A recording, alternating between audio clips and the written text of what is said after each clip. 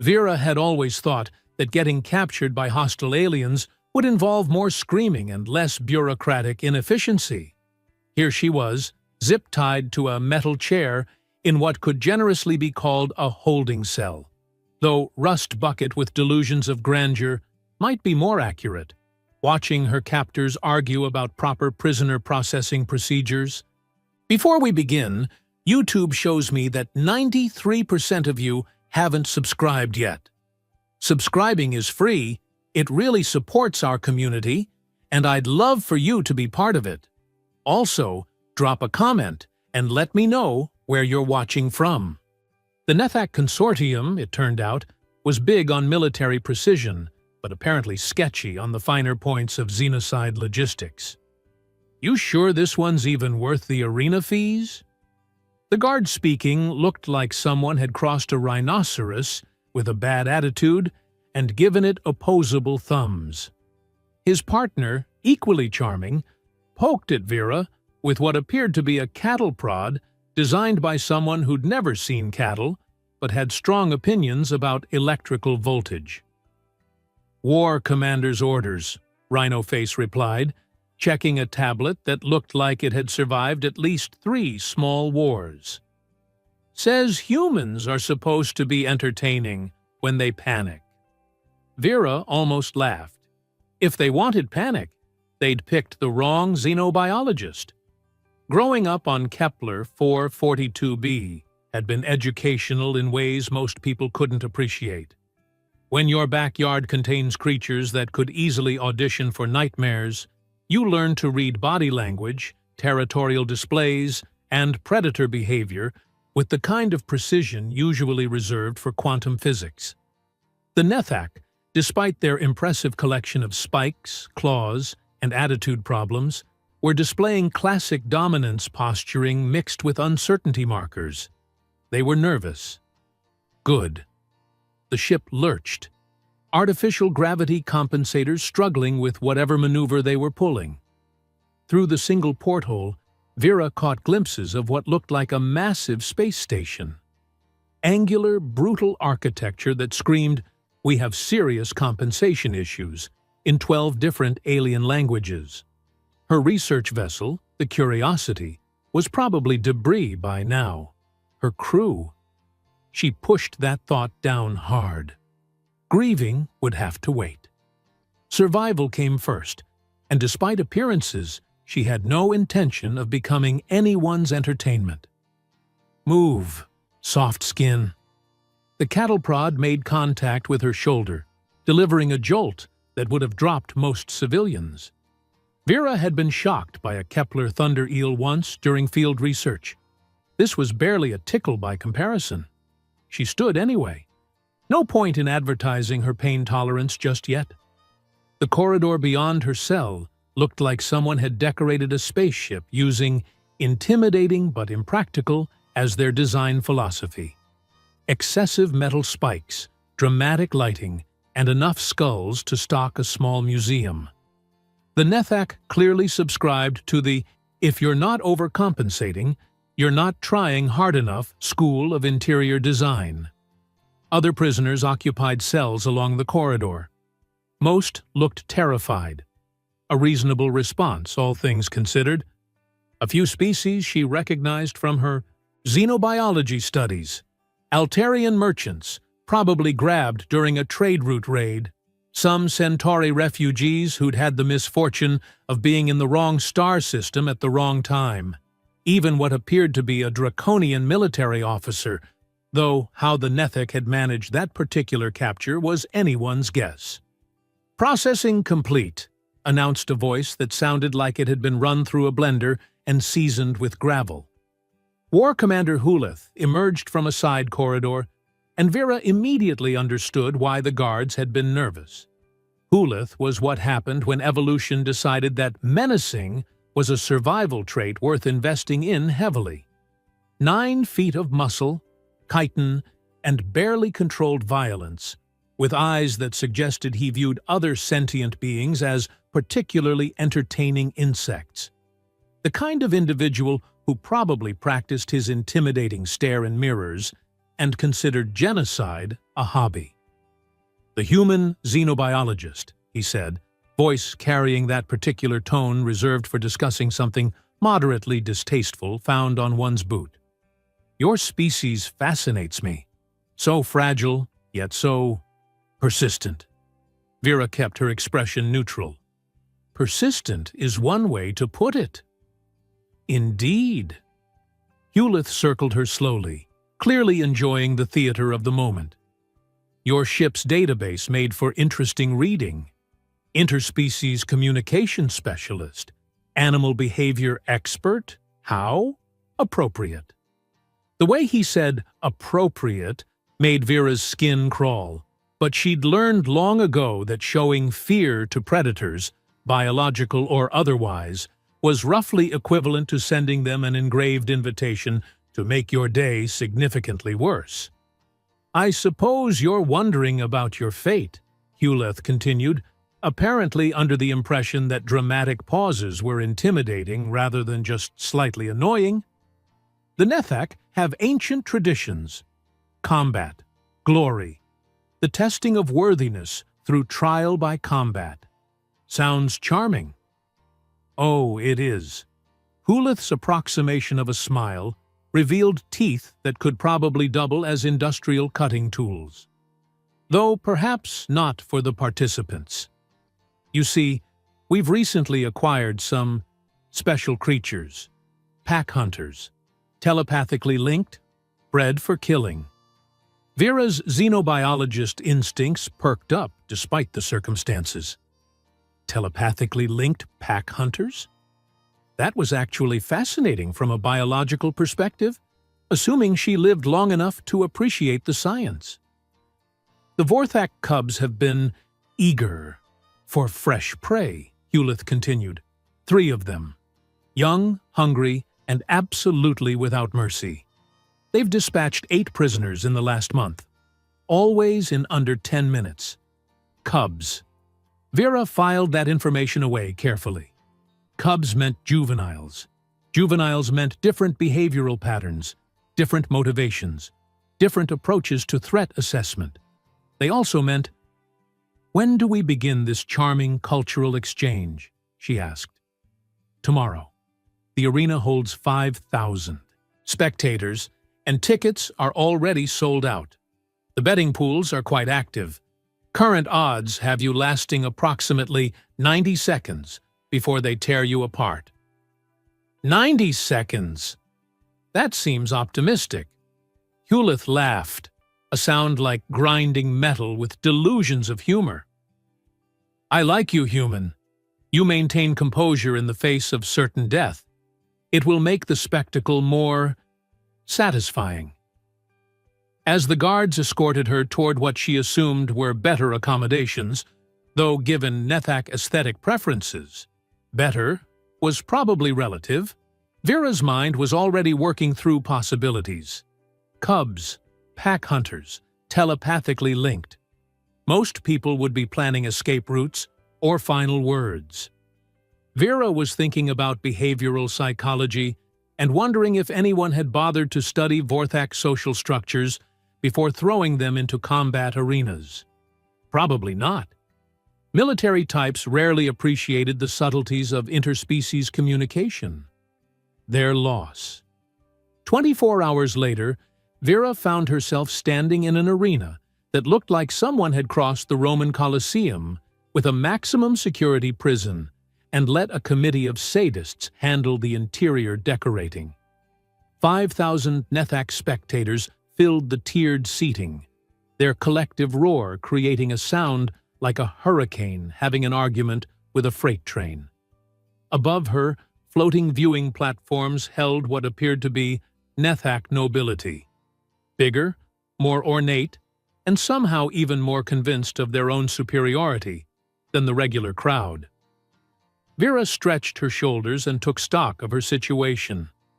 The arena floor was roughly the size of a football field, covered in what looked like sand, but probably wasn't anything that innocent. Scattered around the perimeter were obstacles, broken pillars, metal barriers, and what appeared to be the remains of previous entertainment sessions. Ladies, gentlemen, and assorted bloodthirsty psychopaths. The announcer's voice boomed across the arena with the kind of theatrical flair usually reserved for circus ringmasters with serious personality disorders. Today, we present a special exhibition. One human xenobiologist versus our most prized hunting pack. The crowd's enthusiasm reached levels that would have impressed a small riot. Vera waved politely at the nearest section of spectators, which seemed to confuse them. Apparently, condemned prisoners weren't supposed to acknowledge their audience with anything resembling good humor. Our human subject has been judged unworthy of quick death, the announcer continued, clearly enjoying himself. Instead, she will face trial by combat against 3 Vorthak cubs, bred from birth for killing, trained in pack hunting tactics, and absolutely without mercy. Cubs. There was that word again. Vera filed it away next to her growing collection of potentially useful information. Release the hunters. 3 gates around the arena's perimeter began grinding open with mechanical precision that would have been impressive if it wasn't being used to facilitate her probable dismemberment. Then the Vorthak emerged, and Vera had to admit they were genuinely magnificent creatures. Each stood roughly chest-high to a human, built like someone had crossed a large cat with a wolf, and given the result an extra set of legs and a serious attitude problem. Their fur was deep midnight blue shot through with silver patterns that seemed to shift and flow as they moved. 6 legs gave them an unnaturally fluid gait. And their heads were clearly designed by evolution with one specific purpose in mind: killing things efficiently. But here's what the bloodthirsty audience missed, what the Nitik handlers had apparently never bothered to notice, and what made Vera's xenobiologist heart skip a beat with something that wasn't quite fear. These weren't adults. Oh, they were dangerous enough. Claws that could probably peel armor plating, teeth designed for ripping rather than chewing, and that peculiar way of moving that suggested they could go from standing still to removing your face in approximately 0.5 seconds. But they were juveniles, teenagers, essentially, and teenage predators, regardless of species, had behavioral patterns that were significantly different from their adult counterparts. The crowd expected a bloodbath. The Nethak nobles were already placing additional bets on how many pieces Vera would be in when this was over. Instead, they got confused, because Vera sat down. Not dramatically, not with any grand gestures or final words. She simply lowered herself to a cross-legged position in the center of the arena and waited. The 3 Vorthak cubs, who had been advancing with what was probably supposed to be terrifying coordination, stopped. Vera could practically feel the collective confusion radiating from the audience. This wasn't in the script. Prey was supposed to run, fight, or at least scream creatively. Sitting down and looking mildly interested was not on the approved list of victim behaviors. The cubs exchanged glances, and there it was, that telepathic communication Hulith had mentioned. Subtle shifts in posture, ear positions, and something Vera couldn't quite see but could definitely sense. They were talking to each other. What is it doing? The smallest of the 3, clearly the runt of the litter, tilted its head in a gesture that would have been adorable if not for the impressive collection of fangs it was displaying. The middle cub, sleek and probably female based on bone structure, took a cautious step forward. Her body language screamed uncertainty, mixed with predatory instinct and something else, curiosity. The third cub, definitely male and probably the pack's muscle, circled left with the kind of fluid grace that suggested he could probably climb walls if the mood struck him. But even his movement patterns were off. Too hesitant. Too careful. These weren't confident apex predators. These were confused, possibly frightened teenagers who had been thrown into a situation they didn't understand and told to perform for an audience that wanted blood. Vera slowly extended her right hand, palm up, in what she hoped was a universally recognized, non-threatening gesture. The audience's confusion was becoming audible. Scattered conversations rippled through the stands as spectators tried to figure out why their entertainment was stalling. The smallest cub took a step forward. Then another. Its siblings flanked it protectively. But they weren't advancing anymore. They were investigating. "Fascinating," Vera murmured, keeping her voice low and steady. "You're not killers at all, are you?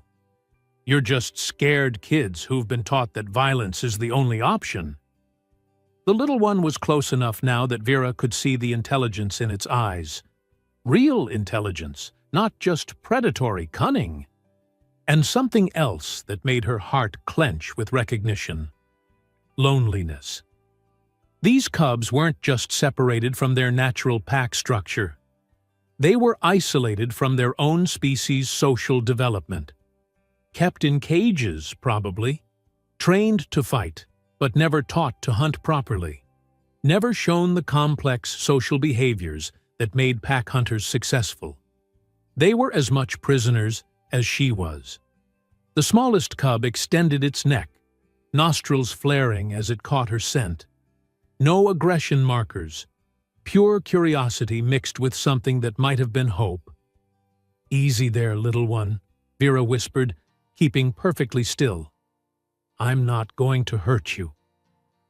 Above them, the crowd was getting restless. This wasn't the savage entertainment they'd paid for. Scattered boos began echoing through the arena. War Commander Hulith appeared at his private viewing platform, and even from this distance, Vera could tell he was not pleased with the current program schedule. The middle cub, the female, moved closer. Her approach was careful, calculated, and absolutely nothing like a hunting pattern. This was pure investigative behavior, the kind of cautious social interaction that young mammals used to determine friend or foe status. When she was close enough to touch, she did something that made the entire arena fall silent. She lay down, not in a hunting crouch, not in an attack position. She lay down in a classic submissive posture and looked up at Vera with eyes that held entirely too much intelligence for anyone's comfort. The crowd's silence stretched for perhaps 10 seconds before erupting into chaos. What followed could generously be described as pandemonium, with a side order of complete institutional breakdown. The audience went from confused murmuring to outright shouting in approximately 3 seconds. Bets were being disputed, drinks were being thrown, and at least 2 minor brawls had broken out in the upper sections. The Nethak, it seemed, were not particularly gracious when their entertainment failed to meet advertised specifications. War Commander Hulith was gesturing wildly at arena handlers positioned around the perimeter.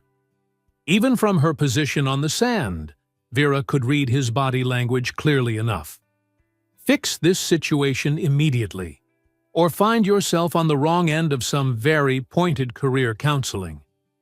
The handlers responded with the kind of professional enthusiasm usually reserved for people who enjoyed their jobs and planned to keep them. Energy prods appeared, longer, nastier versions of the cattle prod she'd been introduced to yesterday. "No," Vera said quietly, but her voice carried across the arena with surprising clarity. The female cub, still lying submissively beside her, lifted her head. The smallest cub, who had been inching forward with the kind of cautious curiosity that characterized intelligent juveniles everywhere, froze. The male, their unofficial muscle, shifted his position so he was between his siblings and the approaching handlers. "You heard the War Commander!" The lead handler, A particularly unpleasant specimen who looked like he'd been assembled from spare parts and bad attitude activated his energy prod. "Make them attack, or we'll do it for them!" He jabbed the prod toward the smallest cub. Vera moved faster than she'd moved in years. She didn't think about it, didn't calculate odds or consider consequences. One moment she was sitting cross-legged in philosophical contemplation. The next she was on her feet with her arms spread wide, positioning herself directly between the handler and the cubs. "Touch them and lose the arm," she said, with the kind of calm certainty usually reserved for natural laws and death notices. The handler paused, clearly not having expected this particular development in his day. Behind her, Vera heard something that made her heart skip. A low, rumbling sound that was definitely not friendly. All three cubs were on their feet now, and their entire demeanor had shifted. No more uncertainty, no more confused investigation. Pure, focused aggression directed at the handlers threatening their, what? Pack leader? Protector? The female cub moved to Vera's left, the male to her right. The smallest positioned himself directly behind her, but his posture suggested he was ready to go through her rather than around her if necessary. "Well," Vera murmured, "this is interesting." The handler with the energy prod was backing away now, clearly having second thoughts about his career choices. His colleagues were spreading out around the arena's perimeter, trying to find angles that wouldn't require going through an increasingly hostile pack formation. Above them, the crowd had gone silent again. This time, though, it wasn't confusion. It was fascination. They were witnessing something unprecedented, an interspecies pack bond forming in real time. "Handlers, withdraw!" Hewleth's voice boomed across the arena. "Cycle the combat stimulants!" Combat stimulants. Vera felt her stomach drop. They were going to drug the cubs into aggression. "Can't have them." Thinking clearly. "Can we?" she said, loud enough for her voice to carry to the viewing platforms. "Might spoil the show if they started making their own decisions about who deserves to die here." Hewleth's response was predictably diplomatic. "Increase stimulant levels to maximum." Gas began hissing from vents around the arena's perimeter. Whatever the Nethak were pumping into the air, it was designed to trigger aggressive responses in Vorthak physiology. The cubs would have no choice. Chemically induced rage would override their natural behavioral patterns and turn them into the killing machines the audience had paid to see. Except, Vera was a xenobiologist who'd spent 15 years studying interspecies communication and animal behavior. She'd worked with creatures whose biochemistry made Terran fauna look simple. And right now, 3 scared juveniles were looking to her for leadership. Time to see if her field experience was worth anything beyond academic credentials. She knelt down and placed her hands on the sand, spreading her fingers wide in what she hoped would register as a calming, grounding gesture. Then she began to hum. Not any particular tune, just a low, steady vibration that she'd learned worked with pack animals across a dozen different species. Something about consistent, non-threatening sound patterns that seemed to resonate with social mammals regardless of evolutionary origin. The female cub responded first, lowering her head until it was level with Vera's. Her breathing began to synchronize with the humming pattern. The male cub followed suit, and finally, the smallest one pressed against Vera's back, his rapid heartbeat gradually slowing to match the rhythm she was maintaining. The combat stimulants were still flowing, but something remarkable was happening. The cubs were using their telepathic link to reinforce the calming influence Vera was providing. Each cub's resistance to the chemical aggression was being amplified by the others, creating a feedback loop that was effectively negating the drug's impact. They were choosing to remain calm. They were choosing to protect rather than attack. The audience was absolutely beside itself. This wasn't entertainment. This was a complete subversion of everything the arena was supposed to represent. Several Nethak nobles were shouting demands for refunds. Others were placing increasingly frantic bets on what would happen next. Hulith, meanwhile, was approaching what could charitably be described as a complete psychological breakdown. "Override the containment protocols," he roared. "Flood the arena. Gas them all." "Sir," one of his subordinates replied, with the careful tone of someone delivering news to an unstable superior, "if we flood the arena with lethal gas, we'll kill the human before the cubs can tear her apart. The spectacle will be—" "I don't care about the spectacle." Hulith's composure was officially history. "I want that human dead. And I want those cubs back, under control." That's when Vera realized something important. This wasn't really about entertainment at all. The Vorthak cubs weren't just arena attractions. They were weapons. Telepathically linked pack hunters that could be drugged into compliance and deployed against enemy forces. The arena was a testing ground, a way to refine their conditioning and prove their effectiveness. But a human xenobiologist had just demonstrated that their conditioning could be broken, that their natural intelligence and social instincts could override chemical manipulation, and that they could form protective bonds with other species. In the space of 30 minutes, Vera had accidentally rendered an entire weapons program useless. No wonder Hulith was having a bad day. "You know what your problem is?" Vera called up to the command platform, her voice carrying clearly in the suddenly quiet arena. "You never bothered to study your weapons properly. These cubs aren't naturally aggressive pack hunters. They're social mammals who've been traumatized into violence. And trauma-based conditioning only works as long as the subject doesn't have better options." She gestured to the 3 cubs, who were now arranged in a perfect defensive formation around her. "They're protecting me because I'm the first person who's ever treated them like intelligent beings instead of biological machinery. You created loyal soldiers, all right. They're just not loyal to you." Hulith's response was to grab an energy rifle from the nearest guard and take aim at the arena floor. He never got the chance to fire. The smallest cub, the one who'd been pressed against Vera's back, exploded into motion.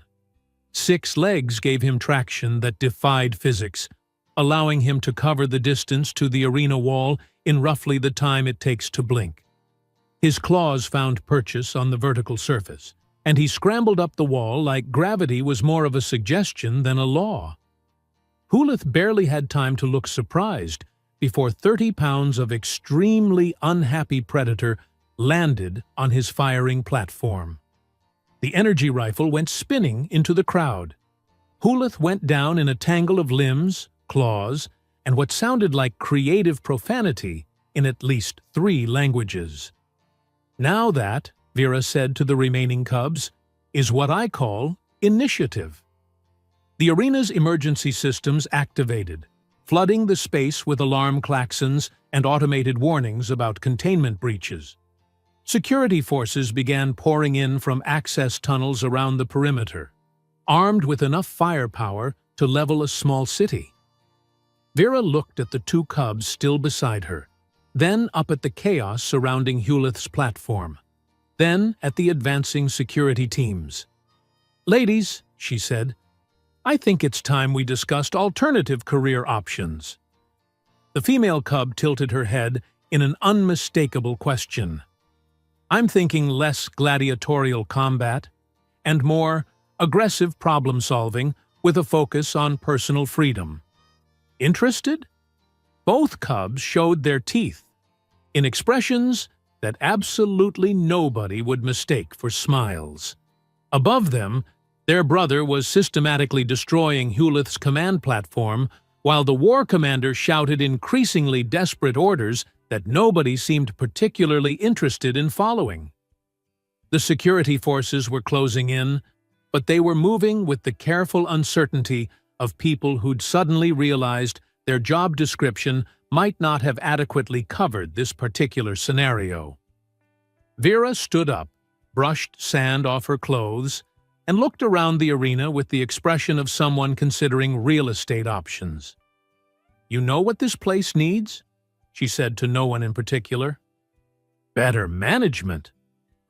Then she started walking toward the nearest security team, with 2 Vorthak cubs flanking her and a third one busy redecorating the command platform in a style that could best be described as apocalyptic modern.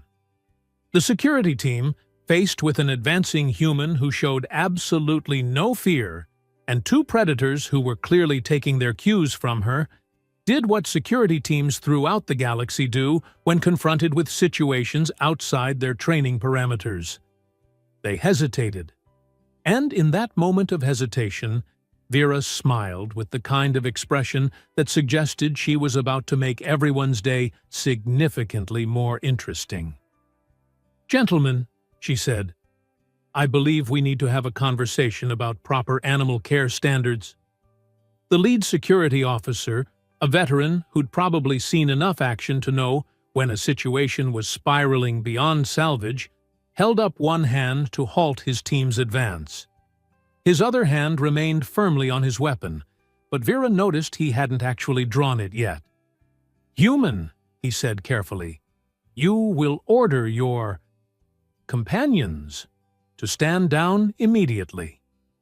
"Oh, I'm afraid you've misunderstood our relationship dynamic," Vera replied, maintaining her casual walking pace. "I don't give them orders. We make group decisions based on mutual respect and shared goals." The female cub beside her made a sound that was probably the Vorthak equivalent of snorting with amusement. The male cub's attention was divided between the security team and the ongoing chaos on Hulith's platform, where his brother appeared to be expressing his artistic vision through strategic destruction. "Then convince them to surrender," the officer tried again, though his heart clearly wasn't in it. "Surrender to what, exactly?" Vera gestured around the arena. "Continued imprisonment? More combat conditioning? Chemical torture designed to override their natural behavioral patterns?" She shook her head. "I'm afraid that's not really an option anymore." What she didn't mention, but was becoming increasingly clear as she observed the cub's body language, was that their telepathic connection was evolving. The bond that had started as simple pack coordination was deepening into something more complex. She could sense their emotional states, their decision-making, processes, even fragments of their communication with each other. It should have been impossible. Humans weren't telepathic, and interspecies mental links were purely theoretical. Yet somehow, through proximity and shared stress and genuine mutual concern, something unprecedented was happening. The cubs weren't just accepting her as pack leader, they were integrating her into their telepathic network. And through that connection, Vera was learning things about Vorthak that no xenobiologist had ever documented. The cubs had names for themselves, not in any verbal language, but in conceptual frameworks that translated roughly as Swift Claw, Bright Mind, and Fierce Whisper. Swift Claw was the smallest, the one currently redecorating Hulith's platform. Bright Mind was the female beside her, whose intelligence was considerably higher than even Vera had initially estimated. Fierce Whisper was the male, whose protective instincts were so strong they bordered on territorial obsession. More importantly, through their shared memories, she was learning about their mother. The cubs had been taken from their birth pack when they were barely weaned. Their mother, a matriarch named something that roughly translated as Starfall on Silent Waters, had been captured along with them. But where the cubs had been sent to the arena for conditioning, their mother had been sent elsewhere. The laboratory levels beneath the arena complex, where Nethek scientists were studying Vorthak telepathic abilities, trying to understand how to enhance and control them for military applications. Where Starfall on Silent Waters was dying, slowly and in considerable pain, as researchers pushed her mental capabilities beyond their natural limits. Vera's expression shifted from casual confidence to something considerably more dangerous. "You know what?" she said to the security officer, who was still waiting for some kind of rational resolution to this situation. "I've changed my mind about that conversation." Without warning, she broke into a run, not away from the security team, but directly toward them. Brightmind and Fierce Whisper flanked her instantly, their movements so perfectly coordinated it looked choreographed. The security team, faced with a charging human backed by two apex predators, made the entirely reasonable decision to dive for cover behind the nearest arena barriers. But Vera wasn't interested in the security team anymore. She was heading for the access tunnels that led to the lower levels of the complex, guided by memories that weren't quite her own but felt absolutely authentic. Her telepathic connection with the Cubs was becoming stronger by the minute, and through their link to their brother Swiftclaw, she could sense his location as he finished expressing his displeasure with Hewleth's decorating choices and began making his way down to rejoin them. The arena's automated defense systems were activating now. Energy barriers, containment fields, and automated weapon platforms that tracked movement with mechanical precision. But the systems had been designed to contain prisoners within the arena, not to stop a coordinated escape attempt by beings who understood their operational parameters. Brightmind's intelligence included an intuitive grasp of electronic systems that bordered on supernatural. She could sense electromagnetic fields, identify power sources, and predict system responses with accuracy that would have impressed a computer technician. Fierce Whisper's protective instincts extended to tactical awareness that any military commander would have envied. He knew exactly where threats were coming from, how to position his pack for maximum advantage, and when to press an attack versus when to withdraw and regroup. And Swiftclaw had just discovered that Nethak automated weapon platforms weren't designed to track targets moving vertically along walls at impossible speeds. The combination was devastating. They carved through the arena's defenses like a force of nature, guided by shared intelligence and motivated by a goal that transcended personal survival. They were going to find Starfall on Silent Waters, and they were going to make sure she lived to see her cubs again. Behind them, the arena crowd was in complete chaos. Half the spectators were demanding refunds, the other half were trying to place bets on whether the escapees would make it to the lower levels before security could organize an effective response. War Commander Hewleth, meanwhile, was still trapped on his destroyed platform, shouting orders that nobody was following and threats that nobody was taking seriously.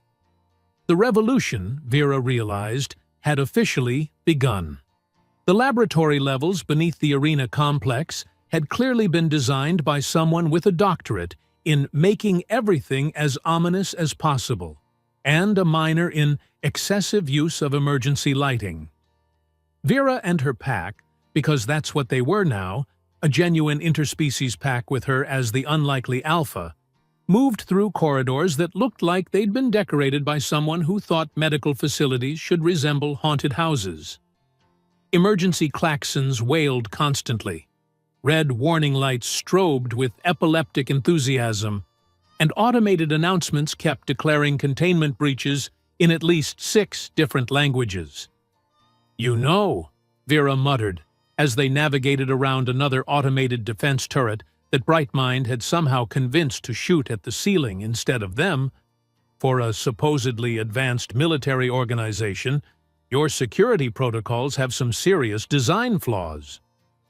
Swiftclaw, who had rejoined them after his impromptu remodeling project upstairs, made a sound that was probably agreement mixed with satisfaction. Through their telepathic link, Vera could sense his emotional state. Pure, focused determination with undertones of barely controlled rage. All three cubs were broadcasting the same basic message. Find Mother. Protect Mother. Eliminate anything that threatened Mother. Simple, direct, and absolutely non-negotiable. The connection was getting stronger by the minute. Vera could now distinguish between their individual mental voices, sense their tactical assessments, and even access fragmentary memories from their early life. It was like having three highly intelligent, telepathically linked consultants providing real-time strategic advice. Also, it was making her head hurt in ways that definitely weren't covered in standard xenobiology training. They reached the main laboratory complex through a maintenance access tunnel that Fierce Whisper had located using senses that apparently extended well beyond the normal mammalian range. The door was secured with both electronic locks and physical barriers that would have stopped most escape attempts. Unfortunately for the Nethak, most escape attempts didn't include a xenobiologist with three telepathically linked pack hunters who'd spent the last hour developing an increasingly sophisticated understanding of Nethak technology. Brightmind placed one paw against the door's control panel and closed her eyes. Through their shared connection, Vera could sense her probing the electronic systems, mapping circuit pathways, identifying the specific frequencies that would override the security protocols. 30 seconds later, the door slid open with a soft hiss. "Show off," Vera murmured, but she was genuinely impressed. Brightmind's technical intuition was operating at levels that bordered on supernatural. The laboratory beyond was a masterpiece of scientific brutality. Row upon row of containment cells held various alien species in different stages of experimentation. Most were unconscious, suspended in nutrient solutions while monitoring equipment tracked their vital signs. Others were awake but restrained, connected to devices that were clearly designed to measure and manipulate neural activity. At the center of the complex, in a containment unit that was easily 3 times larger than any of the others, lay Starfall on Silent Waters. Even through the transparent aluminum walls of her prison, even connected to more monitoring equipment than Vera had seen outside of a major medical facility, the matriarch was unmistakably magnificent. She was easily twice the size of her cubs, with fur that shifted from deep silver to midnight black in patterns that seemed to flow like liquid starlight. Her 6 legs were powerful enough to carry her considerable mass with the fluid grace that characterized all Vorthak movement. Her head was elegant, intelligent, and currently turned toward them with an expression of surprised recognition. Through the cub's telepathic network, Vera felt the emotional impact of that reunion hit like a physical blow. Joy, relief, desperate love, and underneath it all, a deep, bone-deep exhaustion that spoke of months of suffering. Starfall on Silent Waters was dying. The Nethak researchers had been pushing her, telepathic abilities far beyond their natural limits, trying to map the neural pathways that enabled interspecies communication. The process was slowly burning out her brain, and from what Vera could sense through the cub's connection, she had perhaps days left before the damage became irreversible. "Mother." Swiftclaw's mental voice was barely a whisper, but it carried across the telepathic network with the force of a shout. Starfall on Silent Waters lifted her head, and her response flooded through all of them. "My cubs. My brave, foolish cubs. You should not have come here." "We brought help," Brightmind replied, and Vera felt herself being introduced into the telepathic conversation in a way that was both startling and oddly natural. The matriarch's attention focused on Vera with an intensity that was almost overwhelming. Being telepathically examined by an adult Vorthak was like having someone rifle through your thoughts with the casual thoroughness of a professional librarian. "Human," Starfall on Silent Waters said finally, and her mental voice carried overtones of respect mixed with puzzlement. "You have made pack bond with my cubs. This should not be possible." "Yeah, well," Vera replied, discovering that she could respond telepathically when she focused properly. "I've been having a day full of things that shouldn't be possible. Let's add interspecies telepathic communication to the list and worry about the scientific implications later." The matriarch's amusement rippled through the network. "Indeed. Release me, human pack leader, and I will show you what adult Vorthak can accomplish when properly motivated." That's when the laboratory's main doors burst open, and War Commander Hulith arrived with what appeared to be half the station's military complement. "Enough!" Hulith roared, his earlier composure completely abandoned. "Secure the specimens. Kill the human. Activate the neural dampers." The cubs immediately formed a defensive triangle around Vera, but she could sense their uncertainty. Adult Vorthak might be apex predators, but juvenile Vorthak, facing trained military forces with energy weapons, were at a significant disadvantage. "Wait," Vera said, raising one hand. "Before we start the wholesale slaughter, I have a question." Hulith gestured for his forces to hold position, apparently curious, despite his rage. "Speak quickly, human.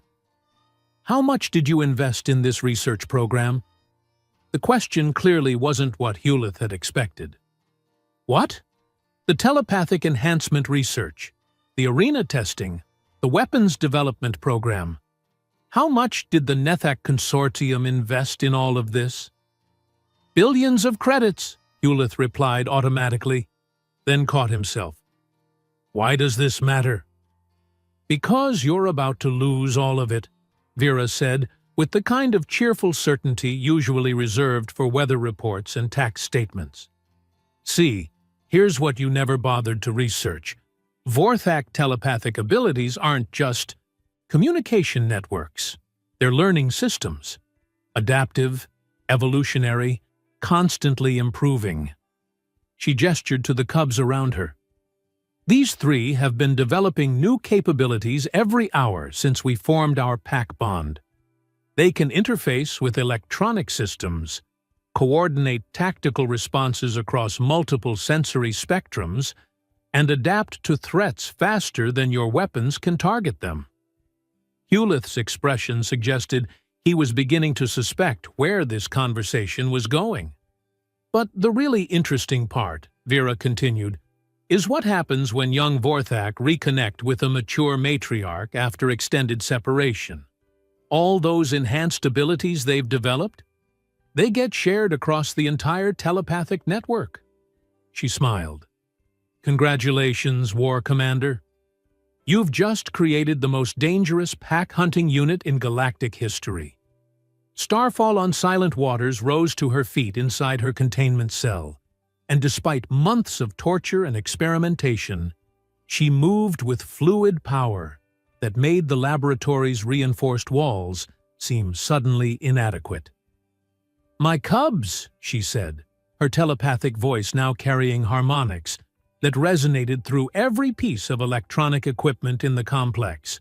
"Show them what you have learned." What happened next could generously be described as a demonstration of why you should never underestimate the learning curve of intelligent predators with a personal grudge. Brightmind interfaced with the laboratory's computer systems and turned every automated defense system against the Nethak forces.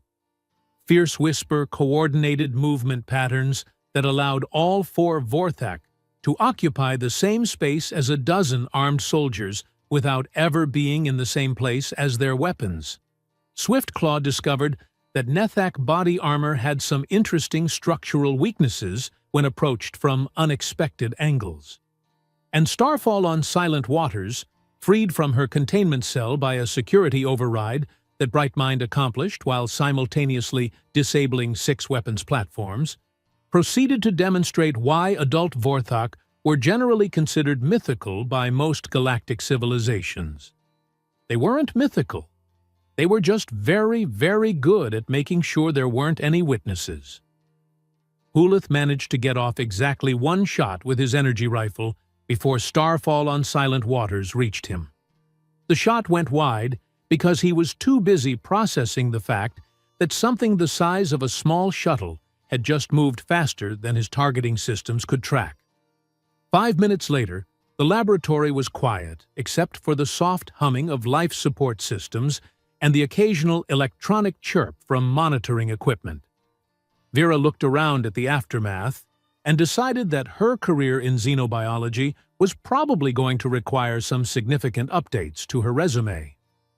"So," she said to Starfall on Silent Waters, who was systematically freeing the other experimental subjects from their containment cells, "what's the plan now?" The matriarch paused in her work to look at Vera with an expression of profound gratitude.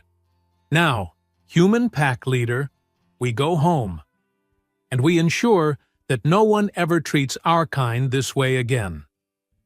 "Fair enough," Vera agreed, "but I should probably mention that home for me is about 15 star systems from here, and I'm currently between spaceships." Swiftclaw made a sound that was definitely amusement. Through their telepathic link, his message was clear. Pack leaders traveled with the pack. Distance was irrelevant. 3 months later, Vera established the first interspecies communication research station on a pleasant world in the Kepler system.